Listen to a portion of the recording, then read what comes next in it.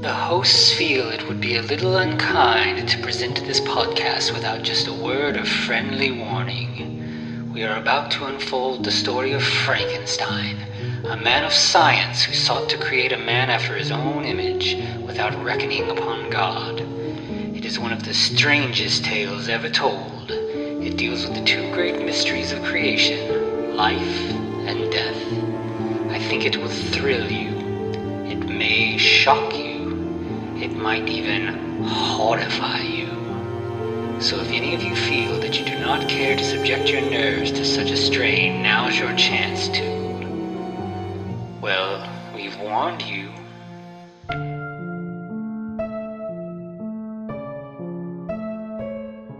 Hello, and welcome once again to the Frankencast. I'm the mad scientist, Anthony Bowman. My pronouns are he, him, and I'm joined as always by... The bioferum that is Eric Velasquez. My pronouns are also he, him. Or how about this? The robo-werewolf that is Eric Velasquez. My pronouns are also he, him. Yeah, I know, this is a one, we've been talking about doing this one for a while. I know you love this movie, and I mean, it's a perfect mesh of Frankenstein stuff and werewolf stuff. I don't know why it's taken us this long, honestly, but I'm glad that we're finally talking about Project Metalbeast. Right. Don't get me wrong here. This is not high art at all. This is absolute trash, and I love it. Yeah, it's such a wild mess, but yeah, so much fun. It may be one of the most Full Moon features movie that's not from Full Moon that I can think of. Like, it just really feels like a Full Moon. It is kind of Full Moon. Okay. I think they own the rights to it now. Oh, okay. Yeah, so there is Full Moon in this. Absolutely. That feels right, because this is it's very, very much their kind of deal here. But it's a little bit shinier than Full Moon stuff often. Right. Like it's got a little bit more money. It's a little bit more polish. Yeah. That's the bioferum. Yeah, which is nice. By the way, I'm offended. By the way, like, don't get me wrong. I don't think this might be a cult classic. Maybe, kind of, sort of. I feel like it should be if it's not. But also, this would be the perfect movie to like make into a video game, especially around the time. Yeah, it has the name and everything. It has some like kind of Doom, Wolfenstein sort of vibes. Like, it could definitely be like that kind of like shooter sort of game where you're trapped in the lab and the Metalbeast is coming and all that. Like, that'd be so much fun. Yeah, or if you're feeling edgy, you are the Metalbeast and you have to break out. Yeah. Or both. Why not? Yeah, I think there's been a couple games recently that are those like asymmetrical games where like, one person gets to be Jason or Leatherface or whatever, and then everybody else is trying to get away. Perfect. Yeah, that would be super fun. That'd be really cool, actually. Dead by Daylight, do a crossover, bringing Barry Bostwick into your game. Yes. Brad, damn it. Oh, yeah. So in this one, we're actually getting a few faces that, bodies, I guess, that we've seen before in our previous iterations, such as the impeccable, the massive Kane Hodder. Yeah. He's great in this. Yeah, it's I mean, like, he's doing his thing. Like, you never see him, but like, he's great as the Metalbeast. It's this is what Kane Hodder's built for, is just to be a giant monster, just intimidating. And it's great. Absolutely. Anthony, what's your thoughts? All right. Like, I know you're more of the Frankenstein kind of guy, obviously, because of the podcast. But like, the thin, tall, lanky werewolf or the buff ape thing werewolf? Where do you lie on this? I mean, the lanky one has like it's creepier, which I kind of like. I mean, I liked that sort of, unsettlingness to that. But for this movie, like, when it all comes together and you just have this fucking bruiser who's just like wrecking house, like, that's what I mean, I think that progression is what makes this movie so much fun. But yeah, for this movie, you just got to have that powerhouse at the end.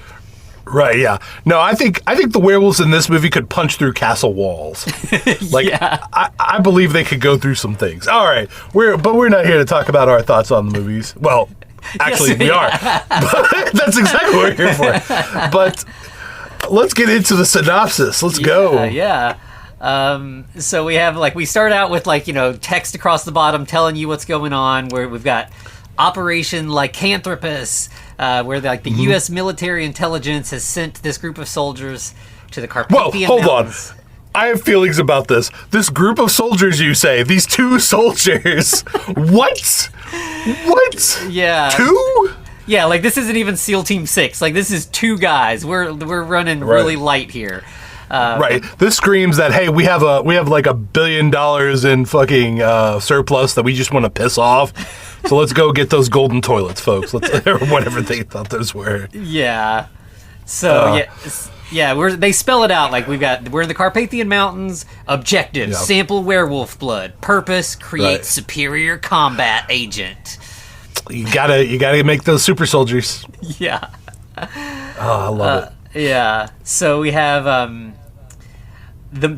main soldier is named Donald Butler. We have. Do we get the other guy's name? I don't even. God. He's just the other guy. Yeah. I'm sure that it's in the credits. Let me double check. It hardly matters. We won't be around him too long, but we have. They're in a rowboat. It's kind of got Apocalypse Now vibes. It's in the dark, and they're rowing to shore. And when they get there, Butler opens up this case, and there's it's like a vampire hunter kit. There's a crucifix and all this stuff.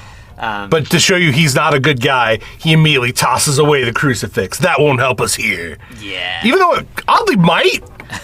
The lore here is kind of mixed. Yeah. Because I don't know if the cross wouldn't. It did also seem to be silver, which seems like it probably would have.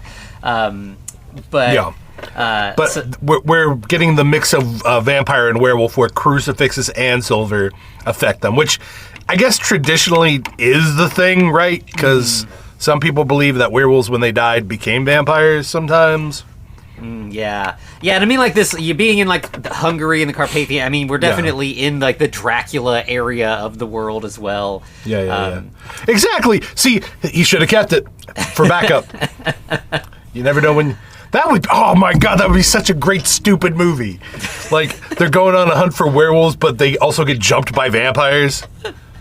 There's a lot of of course, there's a lot of versions of Dracula stories where Dracula can turn into a wolf. There's a lot of overlap in these mythologies. Right. Also, maybe controls werewolves outright. Mm-hmm. Yeah, definitely in, Monster Squad and stuff like that, that's definitely going on. And, not only, when the soldiers, they're going through the forest, and where they arrive is a big-ass gothic castle. Not Hell yeah, it is. Definitely more of a vampire-y lair than where you would think a werewolf would be hanging out. Right. Also, I guess the werewolf has laid out the welcome mat for these guys because he left all the candles on. Yeah. This is an incredibly well-lit and maintained place. It's like this dude's nah, I'm just holding up in my castle here. Right.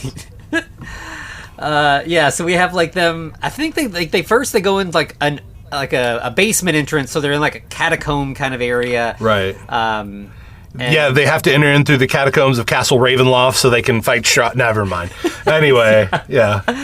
That's literally what this is. This is a dungeon crawl to start off with. Oh, absolutely, yeah. And they they get, there's a jump scare where they see a maggot-covered arm. Yeah. But when they get upstairs, compared to the gross catacombs, the actual house is beautiful. Everything is rich and beautiful decoration. Everything looks great. But then there's no piles of werewolf crap like you'd expect. Yeah. This one's toilet trained. Yeah. But they don't get a lot of time to look around because they're surprised by a werewolf that jumps down from above. From the rafters. Like, aerial assault by the werewolf. Come on. Off the top turnbuckle. Let's go. Right, yeah. And so our unnamed other soldier gets, like, you know, taken out right away.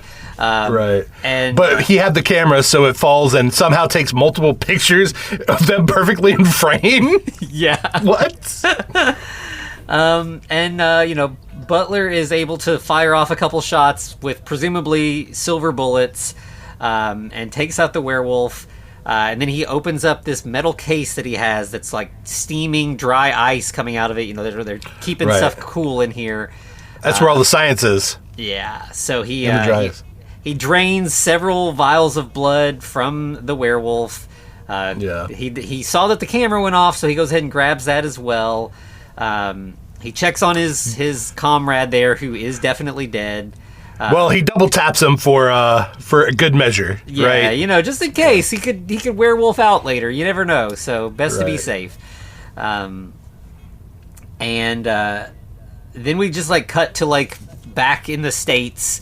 1974 specifically. So when did this last one happen? Was it all 1974, or was it like 1970 or 60s? What was the time frame where we talk about the first incident? Where did that go? Yeah, it's kind of unclear. The time we'll jump ahead later and they tell us, but yeah, this part it's unclear exactly how much time has passed.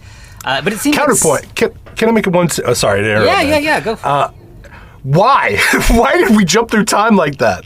Why did we literally not just start off where we're going to end up, the 90s, and just have the guy roll up? Why did we need all the other stuff? Yeah. Sequel bait? This whole middle part, it seems kind of, a lot of it's not really necessary. Or could have been done in a more streamlined way. Like, the way it is, I mean, like, you wouldn't want to cut any of this, but it could have been filmed in a way that made a little bit more sense. But it does seem like whether it's been a couple weeks or a year or whatever, some amount of time has passed because Donald Butler is losing patience with this whole process.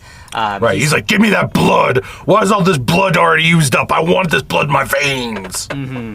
Yeah, so there's like a female doctor, and we also have like a politician-y guy. This is Barry Bostwick. I think who's a colonel. Colonel, and Miller is Peter his Miller. Name. And you know, it's one of those kind of things where like, Miller is like, you know, damn it, Butler, I don't like your, you know, loose cannon approach to things, but you get the job done, and that kind of whole situation. They got a bromance going on for sure. But so the doctor is showing them what she's figured out so far, which is that there's extra chromosomes in this blood that aren't human, and she can't quite figure out. She's like, "Is this a disease? Do you know what am I testing for? What's going on here? You know something?" And they're like, "Just clear of disease. It's not disease. Just make sure." Yeah. Just tell us it's safe, and that's all we care about. And you know, she's like, "Well, I need more time." And you know, Butler is not happy about that. No, he's like, nope, there's almost no blood left. You guys keep testing the shit out of this stuff. And she's like, well, if I just inject somebody with it, they could, their body could reject it and they could just die. You know, it's like giving people the wrong blood type. We don't want to do that. Yeah, I mean, like, but Butler's like, I don't give a fuck. Yeah, exactly. Yeah, like, they get in an argument and eventually they leave, and then we just have like later Butler sneaking back in the dark of night. And just like straight up steals a vial from the fridge, fills up a syringe, goes into the bathroom, and that has a pre-busted mirror. Right? Yeah. What? Why? Like, that was a weird choice, but okay, sure. Yeah, I guess it's to show the fractured part of himself, right? I think so. Yeah, because it's definitely like he's looking at. You know, I mean, we always have these mirror scenes where, like, you know, we have a monster looking at it, but here he's just a guy. But he's a monster too. Exactly. He's definitely a monster. I think because he visually looks like a human, when we look at him through the broken mirror, he's all torn up and stuff. So like, we're seeing that he's monstrous. His reflection is monstrous, even if he's not visibly monstrous yet. But yeah, sure enough, he shoots up the blood, even ignoring the warnings from the doctor. And like immediately feels like shit. Yeah, he's in pain. He's like rolling around. Another guy like pops in to use the bathroom, and he's like, "Get the fuck out of here!" And the guy's like, "Oh, okay." He just like backs out. But like he's still, he's not like turned into a werewolf. He's just like seems to be in pain. And then we just have him like in, I guess, his office later. And he's looking at the photos. Like he's got on the projector. Like he's got the photos from the werewolf attack. Yep, I love how it's all perfectly in frame. You basically see the werewolf. Some would call it struggle snuggling with the guy.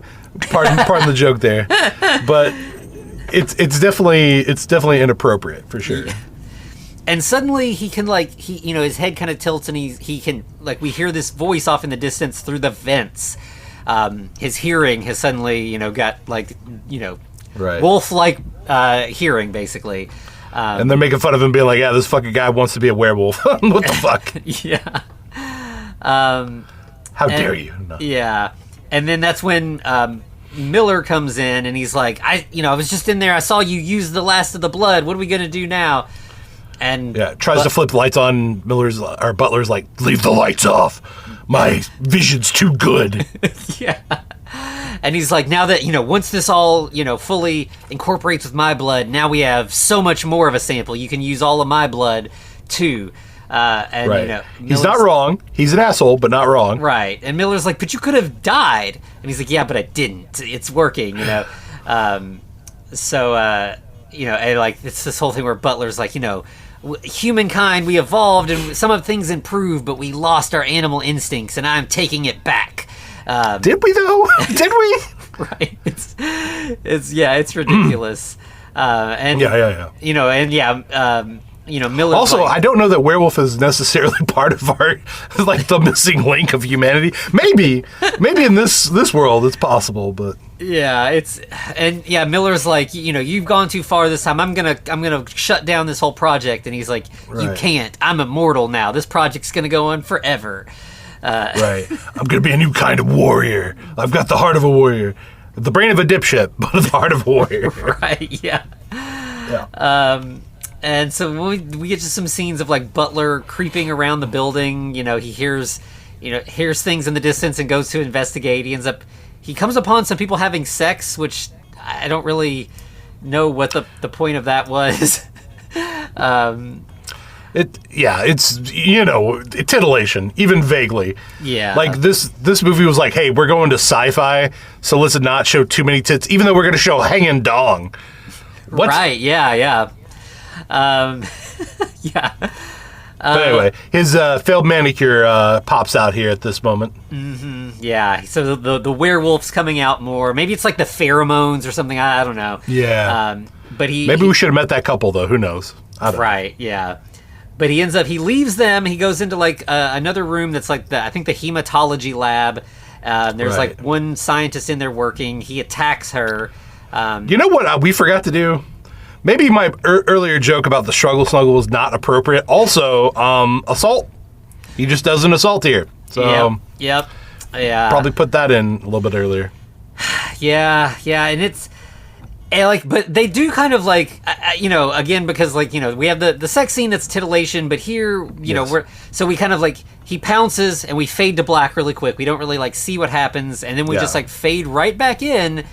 And now, the scientist is alone. She's crying. She's covered in blood.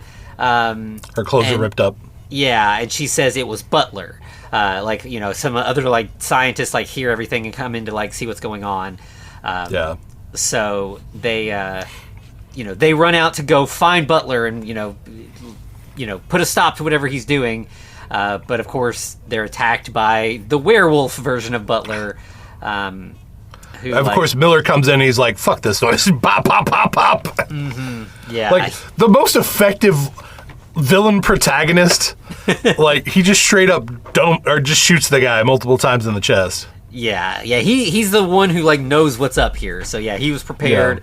And then we just see later we've got the Butler, who appears to be dead on a slab, and Miller is instructing people to put him in cryogenic stasis. Right. He orders Dr. Barnes, who's the female doctor that we were talking to earlier, not the one that was assaulted. But he says, hey, I want you to go ahead and make sure everything goes nice and that we get him on ice. Then the guy who's his subordinate, who we'll never see again, he's just like, hey, make sure you dome her, too. Yeah, we don't want the word to get out, basically. So right.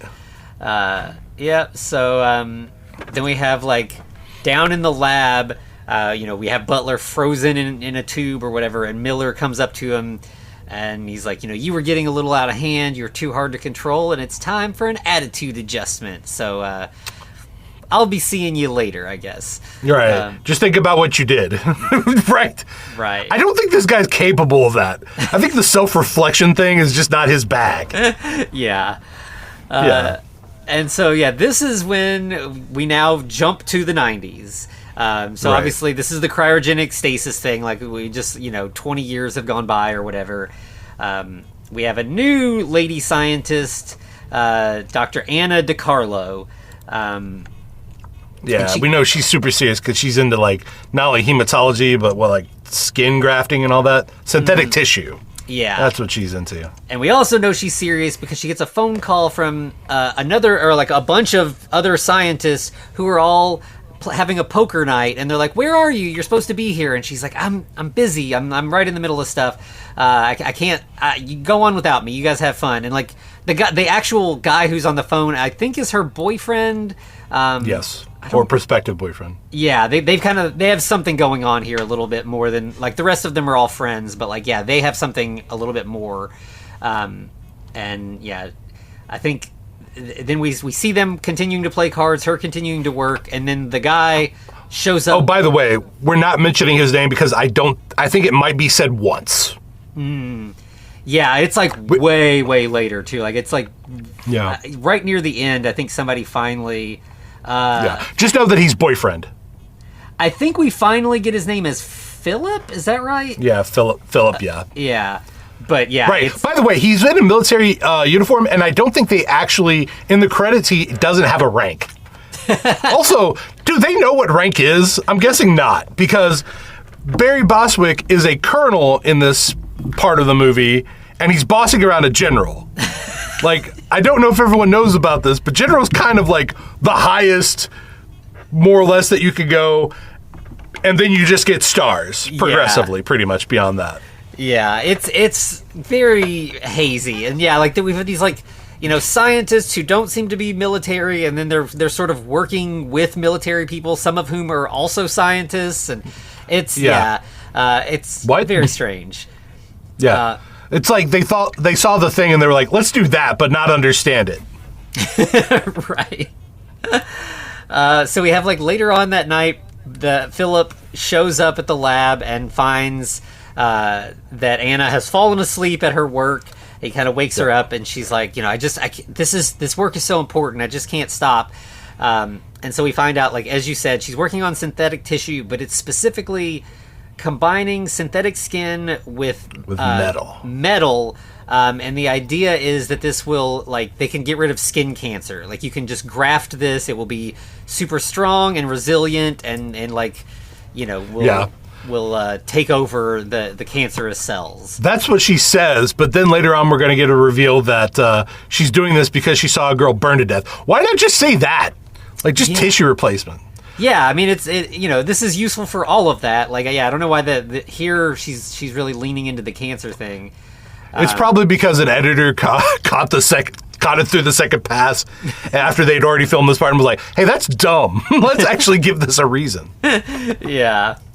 Yeah. But they also discussed that apparently the military is sending in somebody new that they're going to have to deal with, and they're not happy about it. That he's like some expert from outside, and they're like, oh, he's going to come in and try to run the show, and he doesn't know what we're doing here and the importance of it. Right. Or maybe he knows everything. Yeah, because we cut right from that to Miller. He's the outside expert, and he's now giving his little introductory speech. He's in charge. We're headed right into human testing. We're not going to waste our time anymore with your little lab stuff. Do they even slightly change his hair? because this is 20 years later. I've kind of grayed in 20 years, at least. Yeah, same here for sure. Yeah.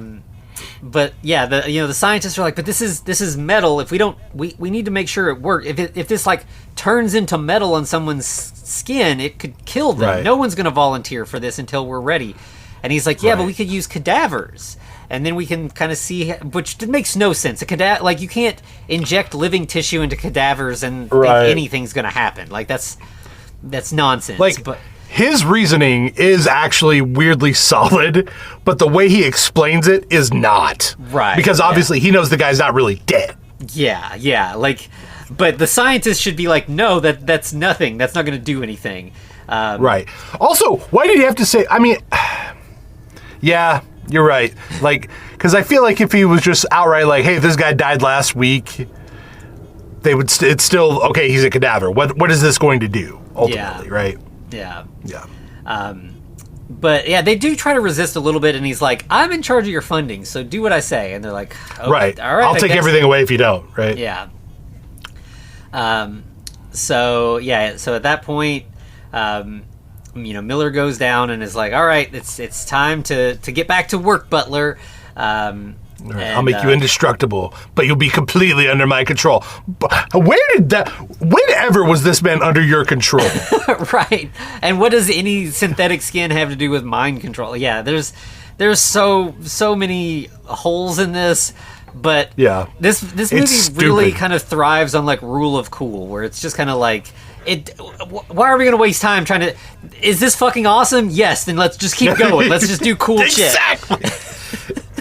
But then we get some not so cool shit as we get a Latino stereotype who doesn't want to work in a kitchen that is full of unblessed no holy water. Mm-hmm. Which I feel like you can bring your own if that's an issue.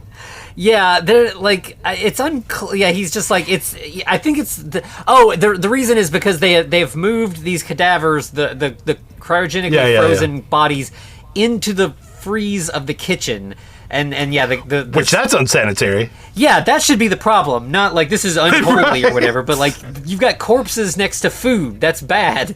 Right. But yeah, so boy. I really hope this holy water thing is important. Right. It's not. Yeah. The chef storms out. Anna goes into the freezer, sees Butler there on the slab. And she's like, all right, it's time to, I guess, to start doing testing. And she talks to... I fucking love that they actually just wheel him out of the fridge in the middle of the kitchen where they eat. And start cutting on this guy. It's insane. It is so ridiculous. It is nuts. And she's talking to the general, not Miller, but this other general who, again, I don't know if Hammond. Okay. And she's like, "Do we know where this body came from? Is it disease? Like, I don't know. I don't want to start cutting into this. Right. Was it used in germ warfare? Yeah."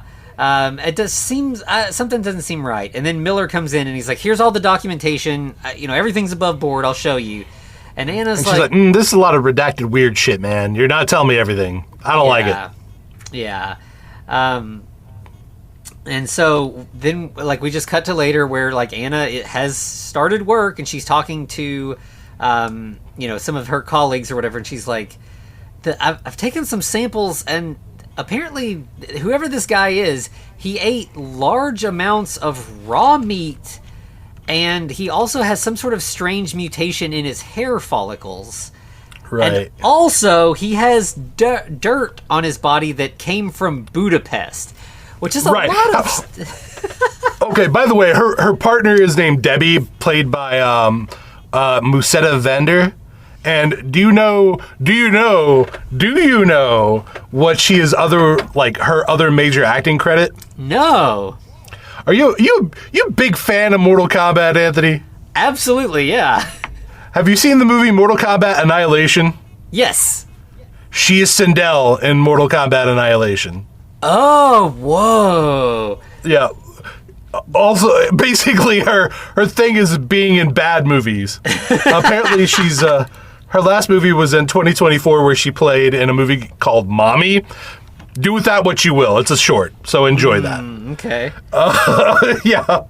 But no, I mean, yeah. So, like... She has a really kind of unsettling... It makes sense that she would be Sindel, and also she was one of the sirens in Oh Brother, Where Art Thou? So that makes sense. Like, I just pulled her up. Yeah, like, that's the right vibe. Like, here she's just a scientist. She doesn't need to be monstrous in any way, but that is interesting. She's the BFF in this one. Yeah. But yeah, fucking dirt from the denim. Did this guy take a shower? Like, how? Right. Yeah. And how did how could Anna figure all of this out? Like, this is Sherlock Holmes level. Like, it's crazy. Yeah. But they're like, yeah. So I think then she's like, I tried to look up the file numbers that in the paperwork that Miller gave me, but everything's classified. Maybe we can get like fingerprints from him. Maybe that'll, maybe that'll solve things. Right. And then we have later on... Cut to them playing poker. Yeah. And now, because Anna is sort of frustrated with the project, she's playing too. She's kind of like, she's taking some time off, and she does well. She wins a bunch of money from everybody. And, everybody's like, right. Man, we should let you keep working and not brought you back in. Like, but I think... So we go right from that back to, like, even later that night, they all go back to work after the poker game, and they start grafting this metal skin onto Butler's frozen body. Right. I love how they prep the skin. It's kind of amazing. Hey, let's run this skin that we're going to put on this guy's, like, freshly flayed corpse through acid. What? What? How does that help the bonding? Get Hallie in here. I want to ask her about the bonding process. Yeah, there's. I mean, I think when they do like actual big skin grafts like that, they just like kind of sew it in and let it like heal. Like there's no acid involved as far as I know. Is it for the metal, to soften the metal? Because I feel like that would also destroy the skin. I feel like we have like you said, this whole movie is just rule of cool. Yeah. And in fact, like it's like a little later they're talking to or they're talking about the results, like the things seem weird, something seems out of the ordinary. Yeah. And then so they're like zooming Ramon has officially quit, by the way, apparently at this point, because they're like, hey, we don't have a cook. By the way, the military base doesn't have a fucking assigned cook. They just hire a random, like, civilian? Yeah, there should be, like, like a, some sort of, like, military person. Mess hall, Yeah. But they find the inorganic material on the sternum. Yeah, so they, like, enhance and, like, look at what it is, and turns out that it's mortician's wax. So they pull it out, and then find that there are bullet wounds underneath, and dig in, and there's silver bullets still inside this corpse. And they're like, that's weird. Why would that be? And I love it. Let's take them out. And as soon as they're out, the corpse body temperature starts rising drastically. The wounds start bleeding. And I feel like at this point, it's like, put them back in now. Right. But no, Butler sits up gasping for air. They put an oxygen mask on him, start tending to his wounds, and they just go into doctor mode without really thinking about, like, what the fuck is going on here. Right. And so then I think it's like just like later, Hammond is talking to Miller, and he's like, what the fuck is going on here? What this guy, you said it was a corpse, it just came to life. And Miller's like, yeah, that's weird. I don't know how that would have happened. That's fucking crazy. It'd be nuts if this had an effect on everybody's lives here. Right. And the scientists are like, you told us this was a cadaver. We've now performed science on a non-consenting living person. That is not okay. Well, technically he's property of the U.S. government, so he's not really a person, right? Like all the other soldiers, it's commentary, political. Yeah, okay. And to really hammer that home, Miller keeps calling Butler it. They're like, he didn't consent, and he's like, it's it. I'm not interested in investigating the body's past. I'm only concerned about what it does now. And I feel like at this point they'd be like, that sounds like a guy who knows the past. Yeah. Like, explicitly. And in fact, as he's leaving, he just takes those silver bullets with him. So, like, he clearly knows what's up, and he's covering his tracks. And then we have, like, later on, Miller goes to check on Butler, who, is still strapped to a table, gasping for air. And he's just kind of gloating, like, "See, I told you I would get the I'd get the last laugh. I'd be in charge here." Somehow I control you, even though I clearly do not. Also, where's the base's or this facility's like camera guy? Like, I feel like there should be some security person monitoring this, like, more than they are. Yeah, it's wild how just nobody is really like actively paying any attention to what's going on here. Like the guy at the on the CCTV is just literally just playing video games. He's playing Doom probably at this time. Yeah. He's going to come back into a murder spree and be like, what the fuck happened to the base? Yeah, right. It's wild. So then we have like Anna and the other scientists. They continue to talk about like, this is crazy. What are we doing here? And also I brought booze because that helps everything in the 90s. Right, yeah. Everybody just drinks at work, Yeah. I miss those days. Right. And this is when Anna starts talking about the little girl who had like the bad burns, right? Mm-hmm. Yeah. And she's like, what do you all think happens when we die? What if our souls never leave and they're just trapped in our corpses? And that's a fucking terrifying existential thought. Yeah. I wonder, I feel like Butler sort of coming back is kind of shaking them up and like, what, was he just trapped in there? And yes, in this case, certainly he was. To be fair, if you see a guy come back to life after being dead, you kind of get religious, I guess. Yeah. So we see Anna... Werewolf Jesus. Sorry. Right. Anna, I think, falls asleep in her office again, and then we see, again, Miller going to kind of like... this may be the same scene even, like he's just continuing to kind of like gloat.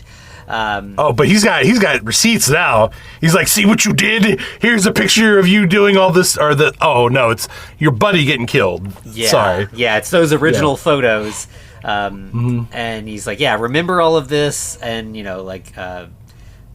he's like, just trying to jog his memory or whatever. And then we go again, back to the scientist who, it's like, I think like the next day, and they're testing now. I mean, I guess now that we've already injected him, we might as well continue our tests. So they try to like draw some blood, but the needles keep breaking because super strong skin. Like, yeah. This is the whole thing. And well, how are we going to get the sedative in the guy? Well, the lady doctor knows. Go in through the groin. Yeah, and she's like, again, Miller knows more. I saw Miller last night talking to the specimen. So right, she was asleep in the other room, or kind of asleep. Yeah. They're unsure what to do here, and then as you said, like I think Butler just like pisses on the table, like he's just been strapped down, and they're like, oh, we need to get a catheter. He pisses on Larry's shoes. Larry, of course, is a black guy, and of course they're going to guess who's going to pass away first in this movie, as far as this crew's concerned. Oh, yes, yep. This is the 90s. Oh, yes, yeah, all right. At least he gets a name though. He gets a name versus Philip, who doesn't get his till way later. Yeah. We have like again, they're like, okay, what are we gonna do? Like, do we need? He seems to be in pain. And like, well, we gave him Demerol, and that's the best we can do since we can't inject him. Let's get some surgical tubing and shove a catheter in there. Mm-hmm. Oh no, I don't want to do that. Yeah, and as soon as Miller leaves, like he's kind of supervising this stuff. As soon as he's gone, Anna gets fingerprints from Butler. Her and Roger. Roger is the scared guy. I love how everyone gets like a name except for Philip until the very end, and like they say their names multiple times. Yeah. I'm not sure what happened there, but also, what does Deb do? Because right after this, she just hacks the system. Was she just like, hey, we need one hacker on base? Deb, that's you. Yeah. And so she tries to run a search on the fingerprints, but the FBI blocks her search, which is interesting. So they are on file somewhere, but we can't see how or why. Right. And so they try to search for information about Miller, and they can't find anything about him either. So Anna's like, Deb, I need you to get a copy of Miller's key card. This is how we're going to be able to figure some stuff out. See, I knew this was a video game. There's key cards involved. we're there already. Yeah. So then we have like that night they duplicate his key card while this is when Full Moon comes out. Yeah, Larry is alone with Butler. Butler wolfs out, kills him, and then I think Miller comes into his office while Anna and Debbie are in there. So they shut out the light and duck. And Miller's into an alcove or room. Yeah, so they're hiding. They overhear Miller yelling that the specimen has gone missing. Then I think he leaves, and then they kind of follow after him. We have everybody kind of reconvene, not realizing that they were all near each other a minute ago. Miller is yelling at Hammond about the missing specimen, and that there's a dead scientist, and he's like, there's inadequate security around here. You all need to do better. This is all your fault. Not that I didn't tell you any of this was going to happen. Miller. None of this would have happened if Miller had given people a heads up that there's a fucking werewolf on the base. That's now officially stalking the halls. Then we have Anna going back and searching Miller's office later. She finds those bullets that he took that were removed from Butler, as well as a gun and several non-fired silver bullets ready to go. Let's not skip over the fact that she has a fucking Oblivion / Elder Scrolls style lockpick that she uses to get in. When did she learn lockpicking? When did we get that part of her backstory? But silver bullets. Yep. He has actual silver bullets. Yep. So, and again, of course, Miller comes in. She manages to hide in time again. But Miller notices some things slightly moved on his desk, and right away he knows somebody's been snooping in here. That's how you know he's a well-controlled villain, though, is because he knows, hey, this one thing was out of place. Other than maybe I bumped this when I was leaving today. He knows somebody was in there. Yeah, so he leaves, and then we have a little later Anna sneaking around the halls again, and the Metalbeast is stalking, not behind her, but nearby. Yeah, we get some really cool monster POV. And again, this really looks like a video game from the time. We're seeing it look down the different corridors and stuff. And she ends up bumping into the tilting Dutch angles. Yeah. So she ends up bumping into another one of the scientists, Roger, who kind of he's like, Larry's dead. Don't go in there. Larry's body's in there. So we have Hammond and Miller again fighting about how they should handle the situation. Hammond is like, we need to kill that thing. It's dangerous. And Miller's like, man, maybe not, though. Maybe we don't kill it. Yeah, we need... It's useful. We need to keep it alive. We can capture it, sure. Hammond's like, no, fuck that. It's dying. It's dying tonight, actually. I'm pulling rank here. He sends an MP... What was the guy's name? He even gets a name before Philip, which is wild. Freaking, let me find it real quick. Sorry. I'm very good at my job. Corporal Williams. He's like, hey, Corporal Williams, I want you to go find this thing. I'm going to send you off by yourself, though, because you're fodder. Miller, you're going with our other guys to get this thing. Yeah. So, we have, then we have some more POV werewolf stuff where, one soldier kind of narrowly misses. I think that might be, the guy by himself. The MP, yeah. Yeah. But then he the werewolf smashes some stuff at the nurse's station. The MP goes outside, and then the werewolf jumps off the roof and kills him anyway. Okay, I love this fucking shot though. You see the werewolf literally stalking over the building as he's walking in that pathway underneath it. I don't know, that was just really fucking cool. The fact that something's there, knows he's there, and literally intending to kill him, and then you actually see that. Yeah. It is like a wild animal attack in the movie. Yeah, definitely. And of course, it's like a little bit later. The wolf is gone, but the other search party finds the MP's body. And they're like, "Oh, what happened here?" But then, the wolf pops back out and attacks them. Right. And they subdue it with a fire hydrant. What? Yeah, I don't know how that would work. I mean, I guess I don't know. I mean, I guess if you breathed a bunch of that, it would be, it would kind of destat your oxygen or something. I don't know. But does that work with werewolves though? The physiology, I need to know it. Yeah, it's wild. But they somehow managed to knock it out, drag it back to the lab, strap it down. Right. And let's take the skin off now. Yeah, but it's the skin is too strong. And they're like, this is, as you were saying, this is the sort of gangly, half human, half wolf version. Right. And he seems to be stuck in that version. And he looks very pitiful in this form. Yeah.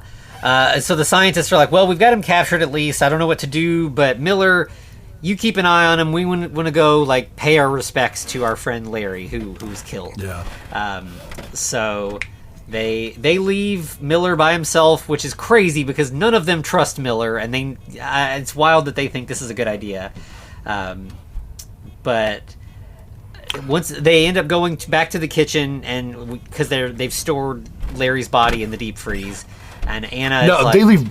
Oh no, you're sorry. I was gonna say I thought they left Roger here, but no, Roger's with her here. Mm-hmm. Yeah, sorry. Yeah, because Roger's. Or it seems like they're both gonna go, but Anna's like, I need to do this alone. Wait for me. Oh no, that's right. They leave Roger in the lab. Philip's like, I'm gonna go make something in the shop because I don't know what my job fucking is. I guess I'm not just a scientist, but also a fucking mechanic / engineer. Yeah. Sure, yeah, why not? Once again, rule of cool. Yeah. So, Anna goes in, sees her dead friend, and, runs out of the deep freeze, in tears. And then this is when, I think she reconvenes with Philip and Roger. And she's like, we have to kill the beast. And her idea is we should inject him with some sort of poisonous silver chemicals, compound. basically. And Philip's like, I'll go get some silver. Maybe we can come up with some kind of weapon, something that we can harm it. And they're like, hey, how do we put to sleep? Oh, let's take some sedative. Where are we going to stab the sedative, though? In his eyeball, she says. Right. Stab it in the eye. Yeah. I mean, it's soft tissue. Sure, why not? Yeah, we're not going to fuck around anymore with this metal skin. We're going to do what it takes. So Philip goes, just starts searching through people's offices, finds a rare coin collection, and is like, aha, silver. Right. I think this is Miller's coin collection, or the General's. It doesn't matter. There's a shit ton of silver dollars. Mm-hmm. Meanwhile, Anna goes to Miller's office. So I think Hammond's. Philip is in Hammond's office because Anna goes to Miller's office and she opens that drawer again. He wrote a note. Mm-hmm. He wrote her a note. Sorry, Anna. Yeah. Basically, I know you've been snooping, and it doesn't matter. I'm in charge here. I've got everything under control. But since you're so curious, here's photos of the previous wolf attacks, so how bad things are, basically. Right. This is how you're going to die tonight. Mm-hmm. Yeah. Cut to Roger trying to, this poor guy is so shaken up and trying to draw the sedative. He just fucks it up, and of course he gets got. Yeah. There's no reason to extend it. But the fucking werewolf is awesome, man, because previously it had yellow humanoid eyes. Somehow it went through a Jason X upgrade in the meantime now, and it's got red glowing almost mechanical eyes. Yeah. This thing is badass. Yeah, the metal of the Metalbeast is really starting to kick in. Yeah. It's got porcupine horns, or not horns, that's bad. Spines. Yeah. It's really great. Yeah. So then we see Philip. He's somehow got a little metal forge in his office or something. He's melting down the coins, making. This bullets. Is the shop. Yeah, he's got the shittiest melting set that you could get off of Amazon. Yeah, it's great. Smelting. So then we have Anna going back to the lab, she opens the door, sees the beast killing Roger, and is like, nope. So she just shuts the door, takes off running. We get a jump scare where like she's trying to go into another room, and this is where she gets jump scared by the Metalbeast. And he like looks at her cross, and they both jump scare each other. Like, I love it. Yeah. He's like, oh, it's a cross. Maybe I'm supposed to be scared of that. I don't know. Sure. Right. I've only been a Metalbeast for so long. Yeah. So, I think, like you said, I think Anna and Deb and Philip all kind of bump into each other. I can't remember exactly the order, but Philip now has, like, not only did he make some, like, bullets, he made, like, he's got a rocket launcher with, like, these big-ass rockets, like, silver rockets. Yeah, you've heard of silver bullets. Have you heard of silver fucking bazooka shells? Because that's what we got, baby. God, I love how stupid this movie is. Yeah. So they have they have Deb enter a security code so they can try to track down Hammond and fight the monster. Meanwhile, Miller and Hammond are together, and they find Roger's corpse. Ramon. Oh, this is okay. Ramon's corpse. Yeah. Okay. Because he left, but somehow he stayed. Okay. Yeah. And so Miller realizes things are getting out of hand here, and Hammond is like, I'm in charge here now, Miller. We're not listening to you anymore. Miller's like, oh, is that so? And he just like, how about you stay put? Yep. He pulls out the fucking like he's cracking wise over here, and he just shoots his kneecaps out. Yep, shoots both of his kneecaps, dropping him, and then just leaves. And then, of course, as soon as Miller's gone, the beast appears, and Hammond is completely incapacitated. So, he's got as well. So Miller wastes 2 more shells. Apparently, he only has 9 total, I guess. So he's technically wasted 5 of his shells, like on the Metalbeast originally, and then 2 on this guy. Yeah, or 6 of the shells. Yeah, like if you wanted to shoot him, like at least just like dome him, use 1 bullet, then you're not wasting. Well, you got to leave him alive so he can die by the Metalbeast. You can't just shoot him in the head. Of course, yeah. Yeah. But use a different gun, maybe. Have 2 guns. Right. You can do that. You're a colonel. Yeah. So then we have Miller catches up to everybody else, and now he's holding them at gunpoint. And makes them set down the big silver, shells. Right. But Anna's like, you're not going to shoot me. And he's like, yeah, I will. And she just she just runs away. And like, I think he's so surprised that she resists that she actually does get away from him. And he's like, Philip, I'm going to need you to move out of the way instead of just shooting the guy. Mm-hmm. So then Philip is, he does get shot. Right. Well, yeah, it's like he stays there. He's like, I'm not moving. He's like, dude, I'm just telling you, move out of the way. He's like, fuck you. All right, well, pop, pop. There you go. 2 more bullets wasted. Yep. But that gives Anna and Deb plenty of time to escape. They end up in this sort of like, basement area that's got like, all kinds of weird equipment and like tankers and stuff. It's just, all kinds of good stuff to hide in. It's just like a laser tag arena or something. Hell yeah, it is. This is a Resident Evil boss level is what this is. Yeah. And so they've got they get the rocket launcher loaded. Miller ends up catching up to them. They end up finding the cryogenics lab that has been hidden under their whole facility this whole time. They didn't know it. Remember, the Metalbeast will actually, this is where he kills Miller. Literally throws this guy around all over the place. And then, he kills them. And then they try to fire the bazooka, like blow up everything around them. Then they start running everywhere. Gotcha. And find the cryo place. Yeah. So, I think they eventually, they stupidly split up. So we have Anna and Debbie both running around apart from each other. Debbie ends up finding a door and starts calling to Anna like, hey, I think I found a way out.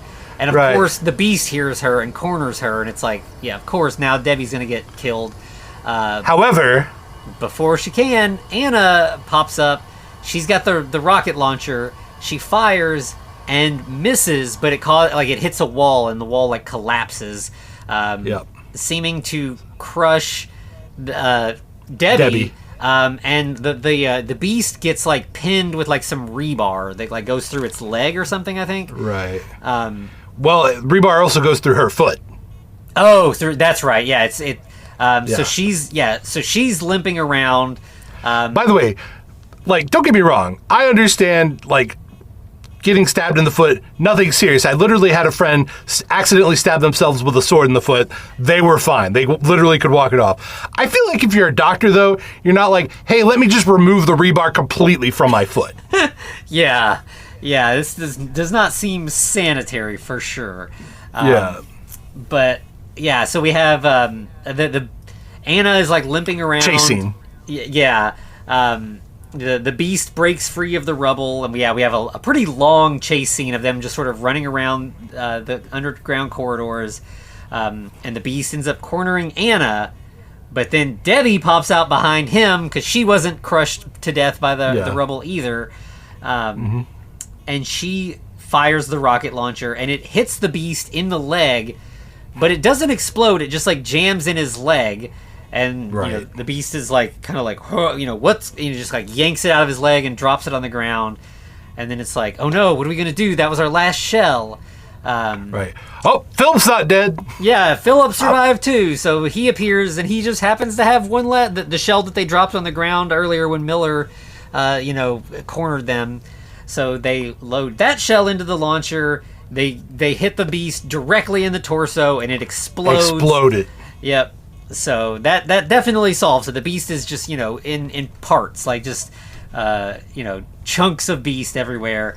And we have the trio of heroes who all almost died but didn't quite, kind of limp their way outside. Philip sees he's got a bit of a glob of biofilm. So he peels it off of him, drops it on the ground. And they all start limping away, and then we see that smells like sequel bait to me, baby. Yep, the synthetic skin laying there on the Pulses. ground just starts just kind of throbbing. It's somehow alive. So is it going to reform it into entire? So are we going to have now every one of these pieces of the beast are going to turn it metal beasts? Yeah, metal beasts. Hell yes. Yeah, that would have been so great. But nope, unfortunately, this is all we got was just this single film. Yep. But that's fine. That's all we need, really. I'm dreaming about more. Honestly, they could update this and make it better. I don't know if I want them to. Yeah, and especially, now if Full Moon owns it, they do have a tendency. I don't know if you saw a year or two ago, they just out of nowhere made a sequel to Sorority Babes and the Slimeball Bowl-orama, and it was not good. It was, no. Decades later, a lot of the same actresses, but obviously much older now, and it was an hour long. It just seemed why did they bother with this? So Anthony, I just got really excited. Metal Beast versus Evil Bong. Let's go! Oh yeah, that sounds like something Charles Band would certainly do. I think I just created something evil. Or Evil Bong, yeah. Yeah, Evil Bong, yeah. I think that explains most of his decisions right now because he loves the Evil Bong. Yeah. I mean, I've seen all those. They're fun, but they're stupid. There's as hell. something. And and he just can't get enough of them. If I would not be shocked if that got announced. We just inspired something evil. I apologize. Or versus the Ginger Dead Man and Evil Bong. Yeah. Because, they're a couple now, right? In the Full Moon. Yeah, they definitely... I think they've had a movie or two together at this point. Yeah. Oh, yeah. Oh, Lord. So, all right, so, yeah. Yeah, so that's Project Metal Beast. Hopefully it stays by itself, because I think you're right. I think if they do something with it, it'll be something weird and messy. And this movie it's crazy, but there's at least some sort of internal logic. To it. If Full Moon runs loose with it, I'm sure that all of that logic will go away and it'll just be complete chaos. You know what? I'm going to give this movie a lot of credit for one reason. Even though they hung dong, they restrained from showing any titties. Yeah, which is probably the thing that makes it the most unlike a full moon feature. Right? Those bad boys would be slapped everywhere around this thing. You would have the Metalbeast with titties, probably. Right. Yeah, a lady werewolf would have to show up in the third act, with giant wolf tits and Damn it. Well, I never thought I'd say that. Well, maybe I did. I don't know. Good grief. But yeah, if you've somehow not seen this, definitely it's worth your time. And I'm sure since Full Moon owns it, I know they have their streaming service. It's probably there. There's probably plenty of places you can track this thing down, and it's just a wild good time. It's a great movie to just watch with friends. Brain go off. Mm-hmm, absolutely, yeah. It's fun, and you don't have to think, and you're just gonna have a good time. And it's great seeing Kane Hodder as a giant fucking werewolf with metal skin. It's just cool. Everything about this movie buff is ass werewolf. Yeah. It's so stupid, and I love it so much. Yep. All right, so that was that. All right, so next week, Hayden, our good friend, will be taking over co-hosting duties one more time with Chillerama. Yes, yeah. This is actually, there's actually a Kane Hodder appearance in that movie as well. So that's a fun little through line that I wasn't really thinking about when I put them back to back. But yeah, Chillerama. That's a. We'll talk about the whole thing. If you're not familiar with it, it's an anthology film. There's really one section that's very Frankenstein-y, but we'll talk about the whole thing because it's a fun, wacky kind of movie. And when Hayden jumped on, I was like, look through our list. Is there anything you especially want to talk about or don't want to talk about? And his first thing was, I want to talk about Chillerama. I love that movie. And I was like, all right, let's do it. So we'll be talking about that next week. Giving Eric some more time off. I know you're working on another project. You want to talk about that a little bit? Yes. So I guess I might as well go ahead and say it right here. I did mention it in the last time I was on. I've been working on a hidden role game. It's called Yokai Tea Party. The whole premise is that you're a yokai. You've been invited to a tea party. The host, who is Kappa, was kind of dumb and meant to invite some humans for everybody to snack on, but only made actual food. And then when everybody showed up, made a deep bow, passed out, because he has a bowl of water in his head. And somehow that's also his weakness. Listen, it's a yokai thing. Look it up. It's an actual mythology. But so now it's up to the other yokai to throw the party. We've been through actually, I would say 4 or 5 playtests at this time. It's been heavily refined from kind of where it started, but it's getting a lot of traction amongst those who've played it. So I hope to show more in the future. Yeah, we've definitely talked about it a lot offline. I've not gotten to play it yet, but it sounds like a lot of fun, and I am excited that it's going so well, and really looking forward to seeing the final product. Absolutely. All right, well, thank you all once again, and to be continued. Looks like you survived another episode. The Frankencast is a production of FCR Media. It's hosted by Anthony Bowman and Eric Velasquez. Follow us on Twitter at The Frankencast, or send us a letter at thefrankencast@gmail.com. Our cover art is by Amanda Keller. You can find her at Keller Illustrations on Instagram. Our theme music is by Vivek Abhishek. Thanks for listening.